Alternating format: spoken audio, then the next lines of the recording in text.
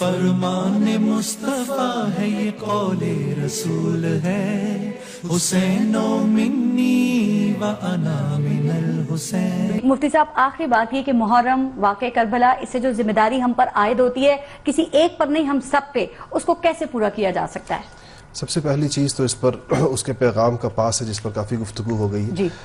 دوسری چیز اس کے حوالے سے دو چیزیں ایسی ہیں جس پہ ہمیں یقیناً سوچنا بھی چاہیے اور گفتگو بھی کرنی چاہیے کہ ہمارے جتنے بھی مذہبی فرائض ہیں یا مختلف طبقات کی ہیں جو اپنی مذہبی ذمہ داریاں ہیں، اس میں دو چیزوں کا بہت لحاظ کرنا چاہیے ہمیں۔ ایک تو یہ کہ ہمیں سماج کو درہم برہم نہیں کرنا چاہیے کسی بھی قیمت کے اوپر۔ جو ہماری سماجی زندگی ہے وہ رواں دواں رہنی چاہیے۔ لوگوں کو کسی موقع پر کہیں پر بھی ہمارے ہاں کسی موقع کسی مذہبی سیاسی اپنی ذمہ داریاں یا عبادت سمجھی جائے، اس کے اندر ایک امن و امان کا قائم رہنا، اس کے اندر لوگوں کی قومی زندگی، نجی زندگی وہ ڈسٹرب نہ ہو، یہ بڑی اہم ترین چیز ہے۔